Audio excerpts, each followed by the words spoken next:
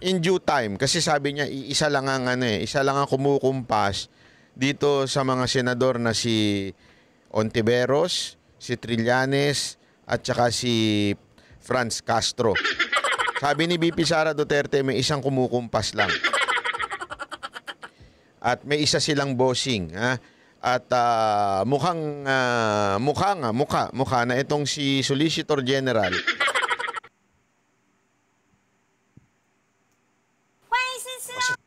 ay nautusan na, alam mo yun, maging witness laban dito kay VP Sara Duterte para sa kanyang, para naman alam mo na yun, para masira. Kasi siyempre, kung ikaw ga naman, tinanggal ka sa, alam mo yun, tinanggal ka. Sabihin na natin tinanggal kasi pinaalis siya to resign, okay? To mag-resign. Pero ang talagang doon, tinatanggal ka kasi nga, may mga bad record ka na. Aside from sa bad record mo, nagsulisit ka, di umano, may inilipat ka na mali ang proseso, tapos naninira ka pa, toxic ka, ibig sabihin.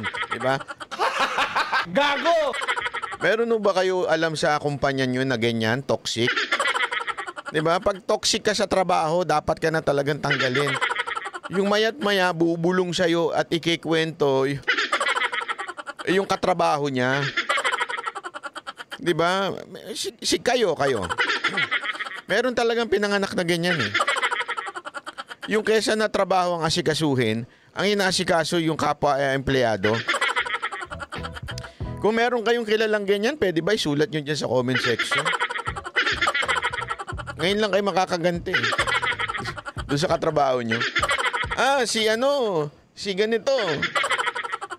Parang si si Solicitor General. Meron akong katrabaho. Ganito siya. Pareho niyan, toxic. Porket ako ang paborito. Kasi ako yung sumusunod.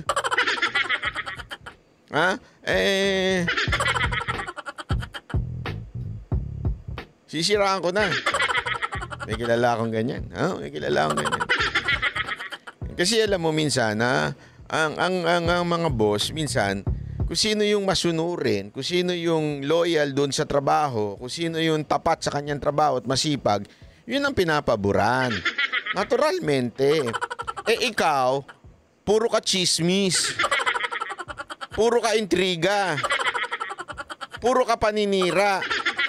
Tapos magagalit ka ngayon pag hindi ka gusto nung leader mo.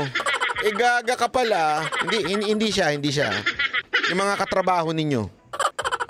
Gagat gago pala kayo. Kung nagtatrabaho kayo na maayos, magiging favorite din kayo. Ang problema, excuse me po. Ang problema sa inyo, hindi nyo nga ginagawa ng maayos yung trabaho ninyo, panay paninira ninyo, panay papangiintriga ninyo, sa tingin ninyo, bobo yung leader ninyo para hindi maamoy yun. Diba? Gago! Alam mo, sa totoo lang, maraming ganyan. Yan nga yung sinasabi ni VP Sara Duterte. Eto daw si Solicitor General, ganyan daw ang pag-uugali. Pati mga Yusek Asik na hindi naman dapat niya pinakikialaman, ay pinakikialaman niya. Alam mo, usong-uso yan sa government office, yung siraan. Kasi sa government office, lalong-lalo na kung ikaw ay... marami akong alam na ganyan. Kasi nung panahon nga ni Mocha, di ba?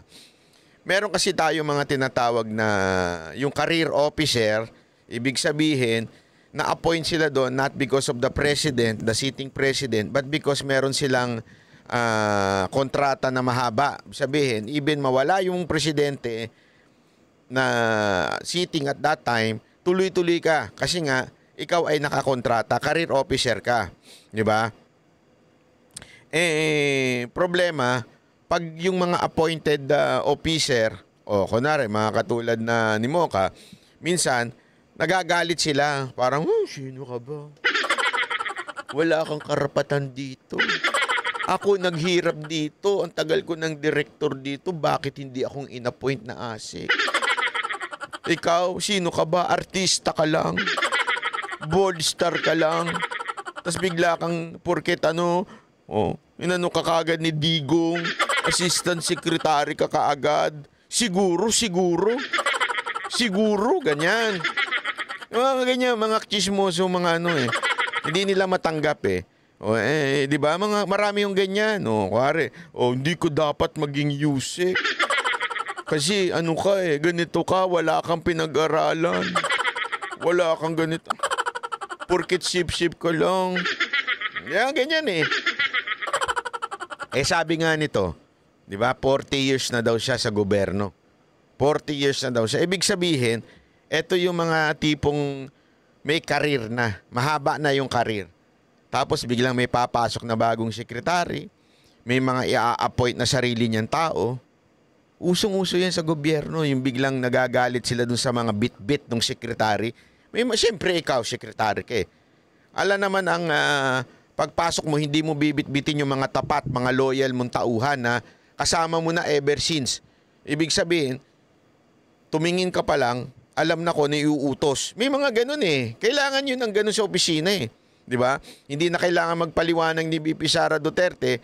Alam na kagad ng mga tauhan niya kung ano yung gustong mangyari ni VP Sara Duterte. Kasi nga, matagal na niya lang kasama si VP.